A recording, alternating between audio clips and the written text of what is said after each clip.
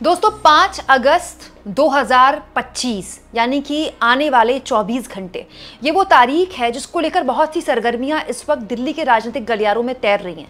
ऐसा माना जा रहा है कि कल सरकार कोई बड़ा फैसला संसद में ले सकती है। ये बड़ा फैसला जम्मू कश्मीर को लेकर हो सकता है क्योंकि दरअसल कल यानी कि 5 अगस्त को जम्मू कश्मीर से धारा 370 हटाने की 6ठी सालगिरह है। इस बड़े फैसले में दो तरह की अटकलबाजी लगाई जा रही है। दोस्तों बिना लाग लपेट के मेरे सूत्र इस वक्त जो मुझे जानकारी दे रहे हैं वो मैं आपके सामने रख देती हूँ। दो संभावनाएं हैं। ऐसा माना जा रहा है कि केंद्रीय गृह मंत्री अमित शाह ने ही 6 साल पहले जम्मू कश्मीर में धारा 370 हटाने का ऐलान संसद से किया था और कल इसको 6 साल हो जाएंगे।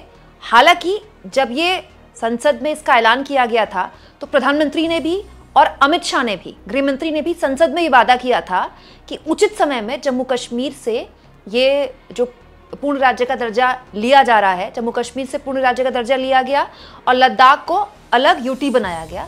ये जो फैसला है जम्मू कश्मीर से पूर्ण राज्य का दर्जा लेने का, ये उचित समय में उसको वापस दे दिया जाएगा।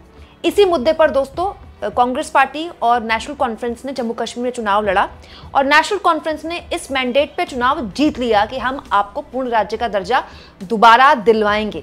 तो अब जो चर्चा है वो दो संभावनाओं पर अटकी है दोस्तों। एक, क्योंकि ये वादा संसद में मोदी अमित शाह ने खुद किया है और नेशनल कॉन्फ्रेंस ने इस मुद्दे पर वहां चुनाव जीता है, मतलब ये बताता है कि कश्मीर की आवाम हर हाल में पूर्ण राज्य का दर्जा वापस चाहती है।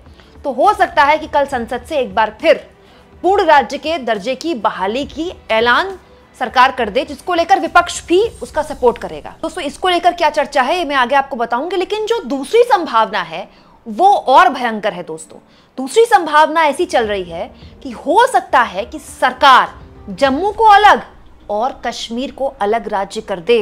सुनने में ये जितना आकर्षक लगता है कि सोचने में अगर ये जमीन पर उतर गया दोस्तों तो ये बहुत जबरदस्त नुकसान हमारे देश की एकता को पहुंचा सकता है। ये मैं नहीं कह रही हूं, ये जम्मू कश्मीर की एक पत्रकार कह रही हैं। दोस्तों ये है आरती टिक्कू सिंह जो कि जम्मू कश्मीर कवर करती हैं और बहुत अलग अलग बड़े बड़े संस्थानों में रह चुकी हैं। उन्होंने ये जानकारी देखिए सोशल मीडिया में शेयर की और कहा, जम्मू कश्मीर में जोरदार अफवाहें फैल रही हैं कि केंद्र सरकार अनुच्छेद 370 के निरस्त होने की 6ठी वर्षगांठ पर यानी कि कल इस केंद्र शासित प्रदेश को राज्य का दर्जा दे सकती है। इससे भी ज्यादा अजीब बात यह है कि अफवाहें फैलाई जा रही हैं कि कश्मीर और जम्मू को अलग करके 2 अलग अलग राज्यों में पुनर्गठित किया जाएगा। अगर इसमें कोई भी बात सच है तो इससे ज्यादा विनाशकारी कुछ नहीं हो सकता। ये डिक्सन योजना को ही पूरा करेगा। जम्मू कश्मीर का धार्मिक आधार पर विभाजन और इसे मुस्लिम बाहुल्य क्षेत्र को प्रभावी रूप से पाकिस्तान को सौंप देगा। भारत की सीमाओं से लगा कोई भी मुस्लिम बाहुल्य क्षेत्र पाकिस्तानी सेना और उसके जिहादी सैनिकों और आतंकवादियों से अछूता नहीं रह सकता। अगर तर्क यह है कि हिंदू बाहुल्य क्षेत्र जम्मू अपने जनसंख्या के हिसाब से प्रभुत्व के बावजूद सत्ता का आनंद नहीं ले पाया है और मुस्लिम बाहुल्य कश्मीरी नेतृत्व लगातार उसके साथ भेदभाव करता रहा है, तो यह स्पष्ट है कि इकबाल जिन्ना और अब जनरल आसिम मुनीर का 2 राष्ट्र सिद्धांत यानी कि 2 नेशन थ्योरी जम्मू कश्मीर के अलावा भारत में कहीं भी सफल नहीं हुआ। लेकिन अगर वो आज जम्मू कश्मीर में कामयाब हो जाते हैं तो कल बाकी भारत में भी कामयाब होंगे। अगर कल नहीं तो परसों या सालों बाद। भारत की स्थापना बहुलवाद, समानता और सभी के लिए स्वतंत्रता के अपने प्राचीन दर्शन में हुई है। जम्मू कश्मीर का धार्मिक आधार पर कोई भी विभाजन भारत को एक विचारधारा के रूप में नष्ट कर देगा। ये एक दुखद आपदा से कम नहीं होगा। लेकिन ये अफवाहें क्यों फैलाई जा रही हैं? देखिए ये अफवाहें हैं, वहां की पत्रकार ये कह रही है कि अफवाहें फैलाई जा रही हैं। अब इन अफवाहों में कितनी सच्चाई है मैं अपने सूत्रों से इस पर कोई दावा नहीं कर पाई। ये अफवाहें हैं, ये भी मेरे सूत्रों ने बताया। तो ये बात सही है दोस्तों कि ऐसी अफवाहें जम्मू कश्मीर फैलाई जा रही हैं।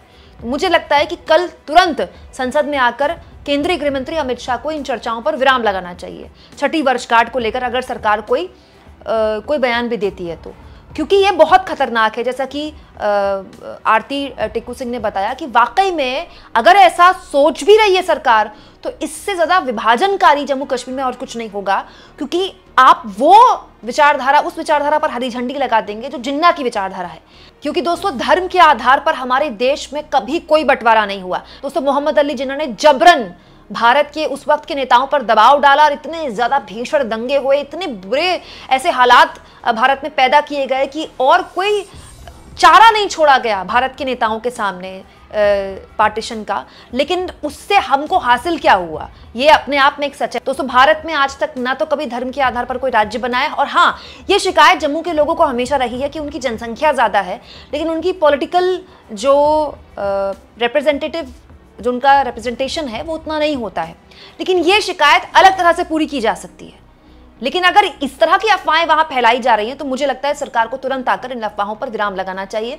अफवाहें मानती हूं, मैं तो मान के नहीं चलती कि इस तरह का कोई भी कदम भारत सरकार उठा सकती है। अब आ जाते हैं दोस्तों पहली संभावना की तरफ कि क्या सरकार जम्मू कश्मीर को पूर्ण राज्य का दर्जा वापस दे सकती है कल। दोस्तों, इसके लिए चर्चाएं अगर हो रही हैं तो गलत नहीं है।